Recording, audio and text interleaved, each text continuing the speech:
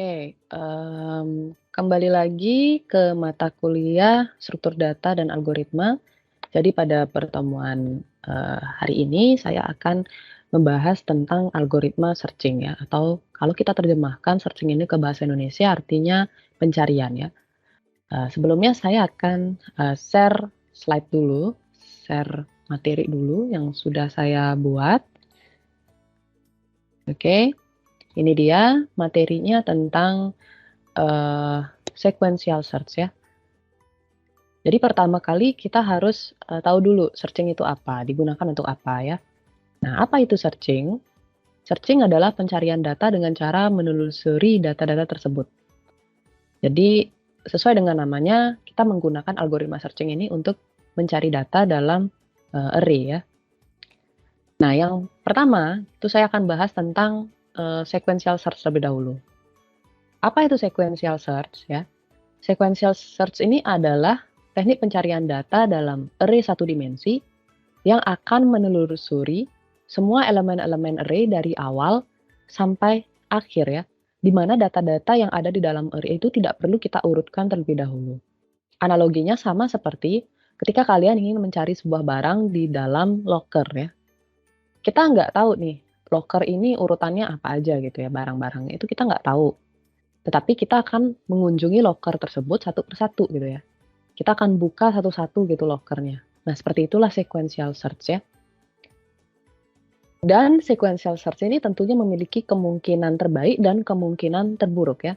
Untuk base case-nya sendiri atau kemungkinan terbaiknya itu adalah jika data yang kita cari itu memang ada di indeks pertama ya, atau seperti yang saya bilang lagi analoginya, ketika saya buka loker yang nomor satu gitu ya, indeks 01 gitu, loker di nomor satu ternyata barang yang saya mau cari itu memang sudah ada di sana gitu ya, kebetulan ada di sana gitu.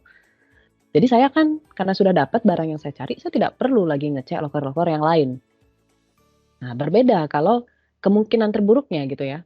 Tadi kan kemungkinan yang paling baik gitu, barang yang saya cari itu ada di loker nomor satu. Tapi kemungkinan terburuknya kayak gimana? Seandainya di tempat tersebut ada 100 loker, jangankan 100 loker, bisa 500 loker atau 200 loker. Artinya apa? Saya harus membuka loker tersebut satu persatu. Saya harus mengunjungi loker tersebut satu persatu. Itu kemungkinan terburuknya. Sehingga akan memakan waktu lebih banyak untuk mengunjungi satu persatu loker tersebut. Ya, bisa dikatakan ini adalah kelemahan dari algoritma sequential search. Oke, kayak gimana gitu analoginya ya. Nah, bisa kalian lihat di layar, ini adalah contoh, implementasinya gitu ya, representasinya. Bisa dilihat ini adalah array, seperti biasa indeks selalu dimulai dari 0, ada 7 indeks dan value-nya itu ngacak ya. Dari angka 8 terus, dilanjuti dengan angka 10, 6, 2, 10, 7, 1, sampai 100. Nah, biasanya studi kasusnya itu adalah kita ingin mencari, angka 6 gitu misalnya. Sama seperti yang tadi ya analogi, dengan loker tersebut, saya misalnya mau cari tas gitu ya, barang berupa tas, tasnya itu saya simpan di mana gitu, di loker yang mana. Nah, kita mau cari angka 6 sekarang. Jika ada, maka akan ditampilkan tulisan ada, sedangkan jika tidak, maka akan ditampilkan tulisan tidak ada ya. Nah, biasanya digunakan untuk studi kasus seperti itu. Selain itu juga biasa digunakan untuk mencari nilai yang paling kecil atau nilai yang paling besar, itu bisa juga. Jadi kalau digambarkan dia seperti ini ya.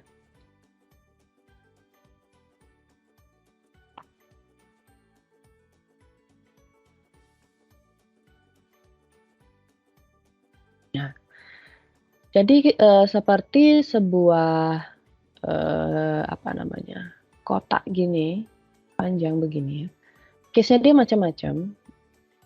Jadi ini saya buat kotak-kotak kecil, di dalamnya ini lagi saya buatin kotak-kotak kecil begini, terus setelah buat kotak-kotak kecil begini,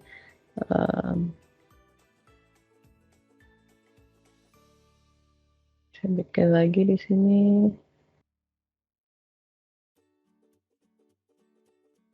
terus bikin lagi di sini, kemudian bikin lagi di sini.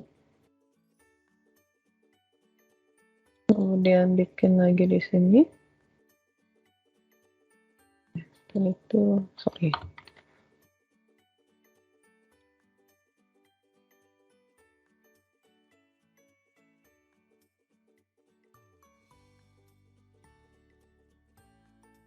Nah, ini biarin aja deh panjang. Terus gini deh. Nah, jadi bisa dilihat ada berapa ini? Clockernya ada, jadi ada indeks 01 gitu misalnya ya. Ini indeksnya indeks 01. Kemudian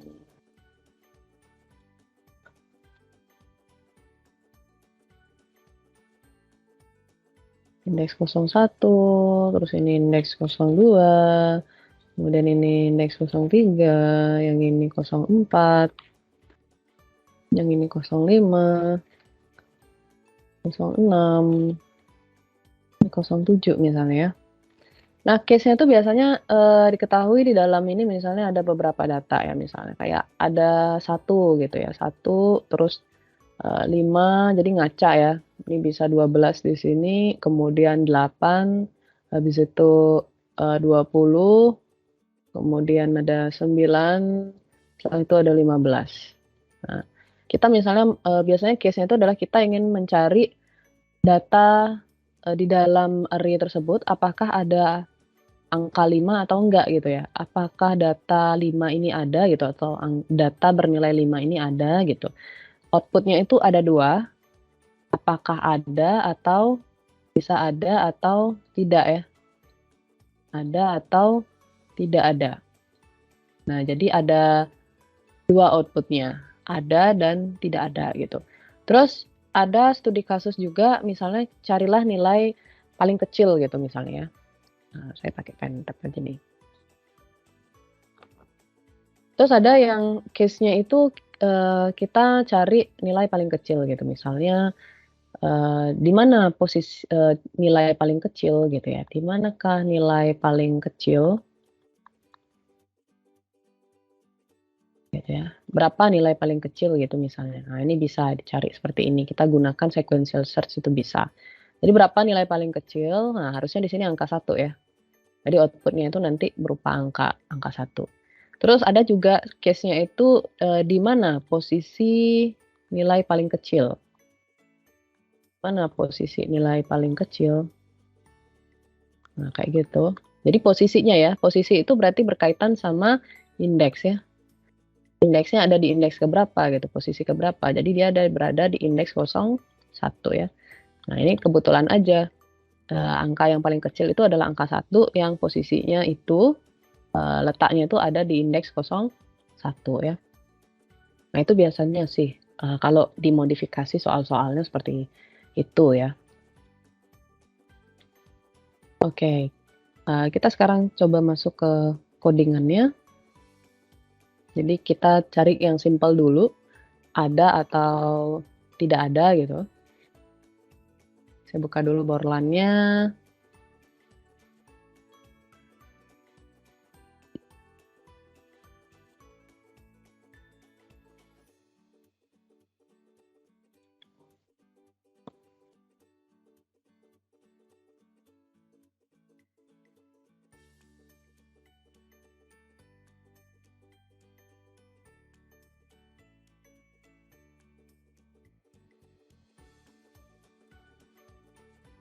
Oke, di sini sudah ada borlan.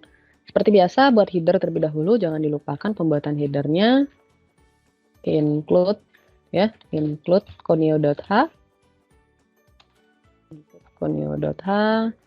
kemudian include stream.h, habis itu void main langsung ya, void main. Nah, di sini saya buat sebuah array bernama data ya.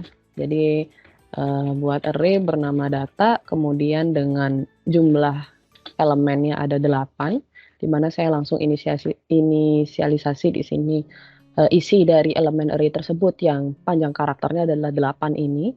8, 6, 10, kemudian 2 gitu ya. Apalagi ya, 10, 7 gitu. 1 sama 100.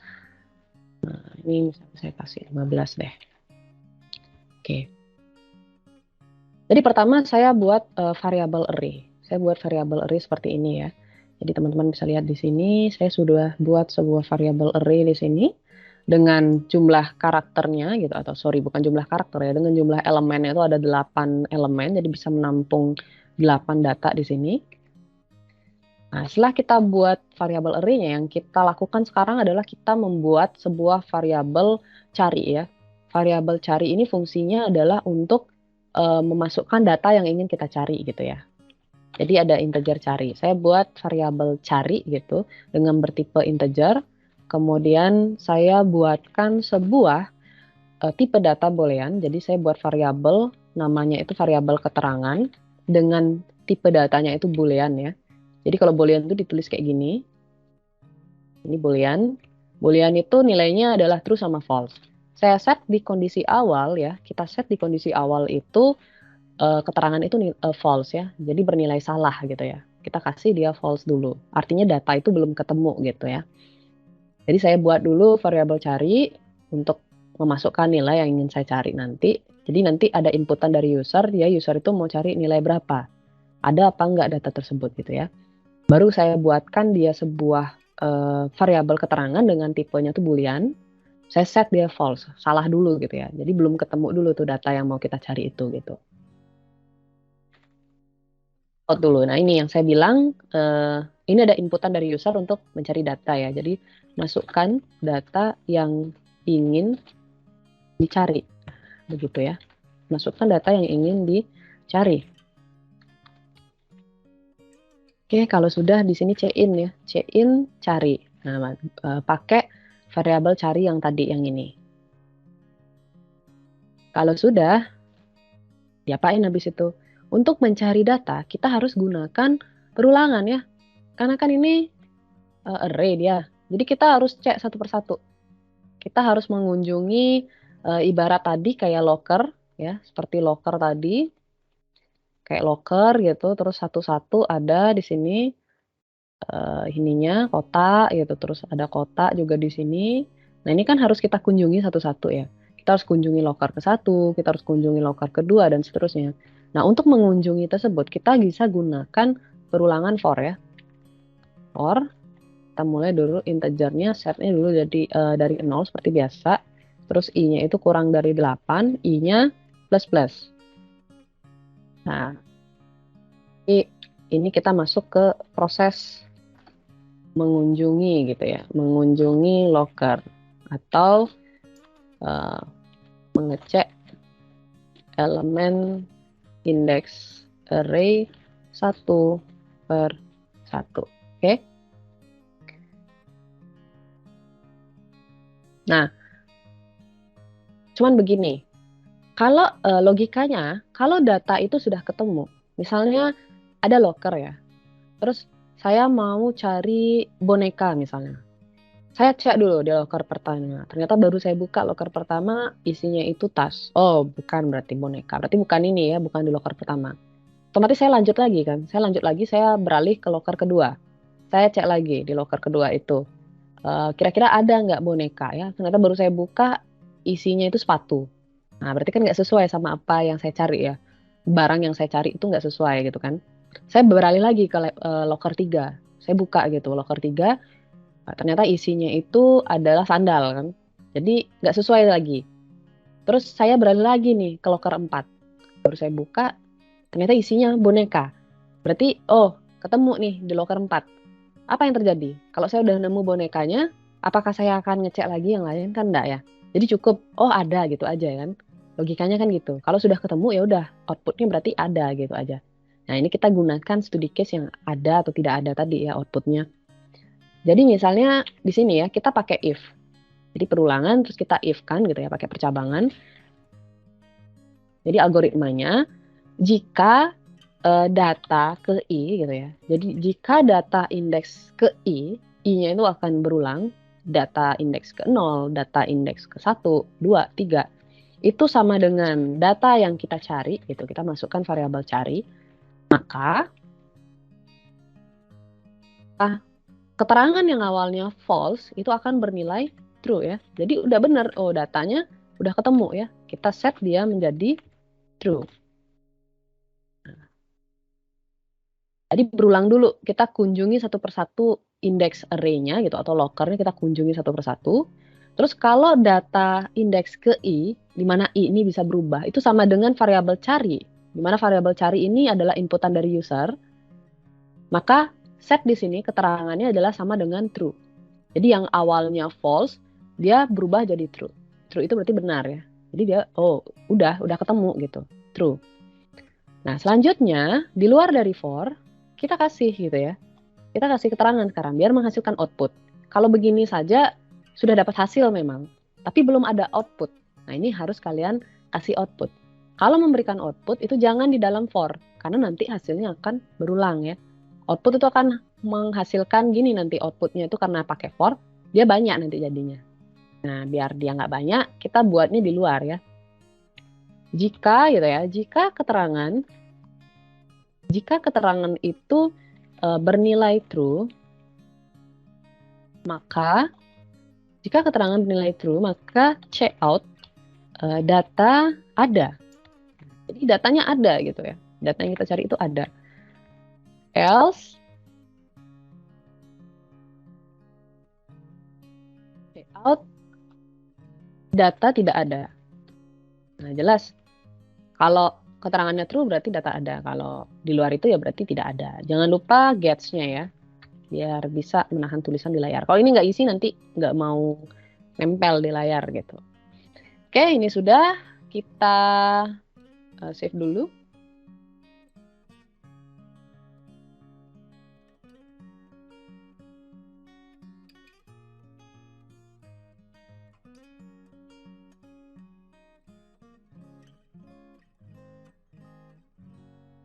Kita coba. Oke, make valid.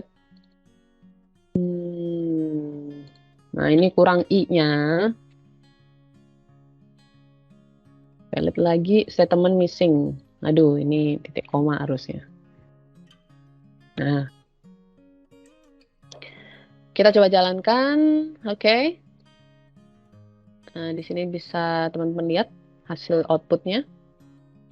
Coba saya share ulang lagi, takutnya nggak kelihatan outputnya. Nah, ini. Jadi bisa dilihat di sini ya. Masukkan data yang ingin dicari. Tadi saya menginputkan, contoh misal saya mau cari angka 10 ya. Kayak tadi ada deh 10, harusnya ada ya. Outputnya adalah data ada. Jadi sesuai sama ekspektasi kita ya, data ada. Terus misalnya saya mau execute lagi.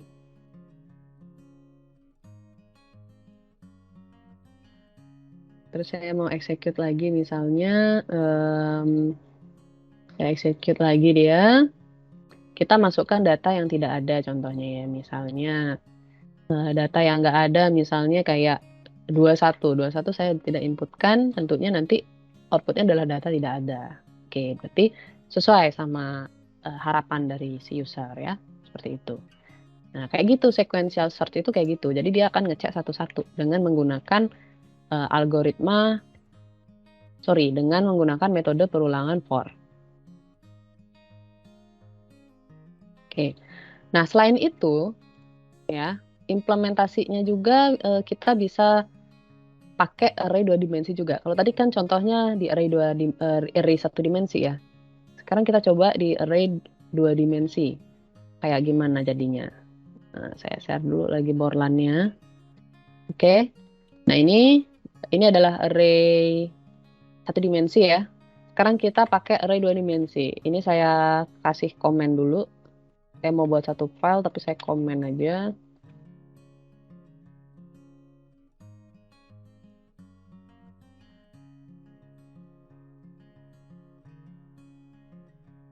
Oke. Saya buat di bawah ini.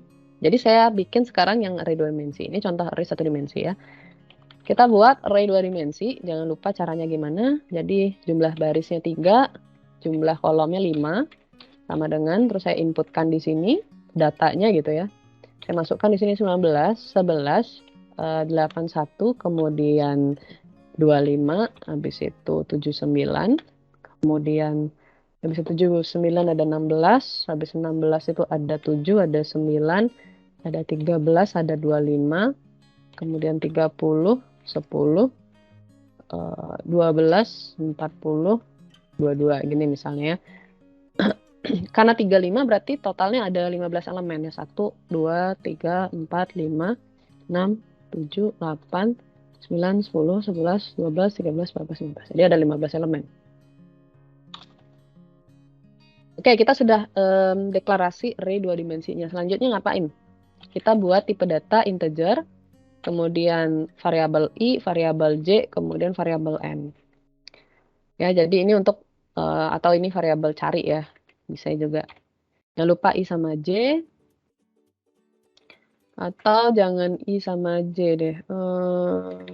Ini aja variabel i-nya. Nah, kayak gini. Variabel cari ya, variabel cari, integer cari.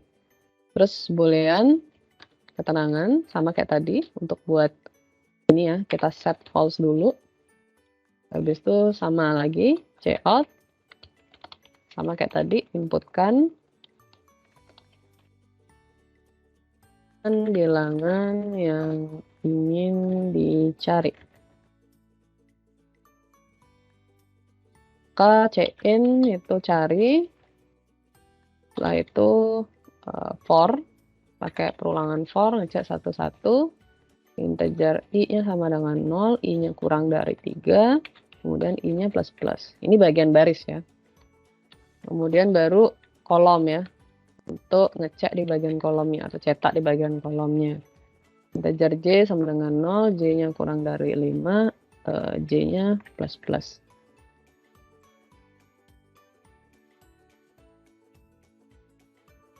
Ini begini, kemudian if ya, if data indeks i sama j itu sama dengan yang dicari, maka keterangannya adalah sama dengan berubah ya, jadi true. Nah, iya, jadi sama kayak tadi, kita pakai perulangan. Nah, jangan lupa kalau untuk array 2 dimensi, jadi ada yang baris, ada yang kolom di sini. Kemudian jika data i sama j, kalau tadi kan cuma data i aja, sekarang tambah j aja, itu sama dengan cari, maka keterangannya adalah bernilai true. Sama juga caranya kayak tadi ya.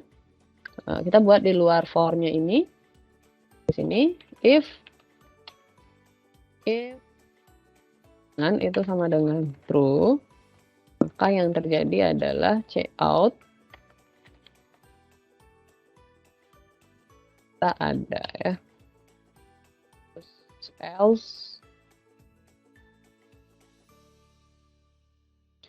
else cout data tidak ada. Nah, kita coba jalankan. Inputkan bilangan yang ingin dicari, misalnya saya mau inputin 19. Oh, data ada ya.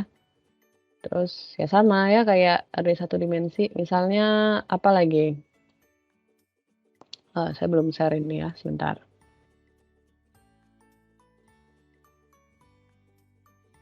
Nah,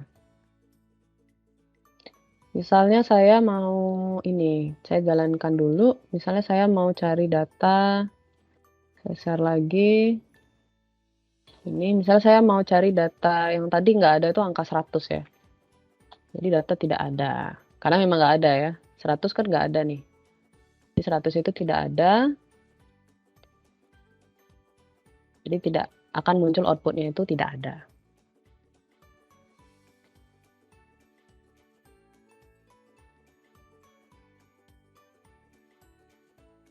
Ya.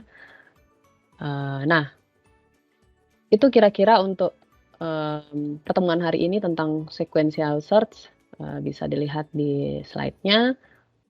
Untuk latihan-latihan bisa dicoba-coba, bisa kalian gunakan case-nya gitu ya, studi case-nya itu bisa mencari nilai paling kecil, mencari nilai terbesar, terus nyari posisi nilai terkecilnya di mana, posisi nilai terbesarnya di mana gitu ya. Nah, itu bisa kalian jadikan latihan. Oke, jadi sekian penjelasan tentang sequential search. Ini algoritma yang sederhana, tapi memang kelemahannya adalah ketika data tersebut jumlahnya banyak ya. Jadi kita harus ngecek satu persatu indeks array-nya. Oke. Jadi sekian penjelasan dari saya, semoga bisa dipahami. Terima kasih.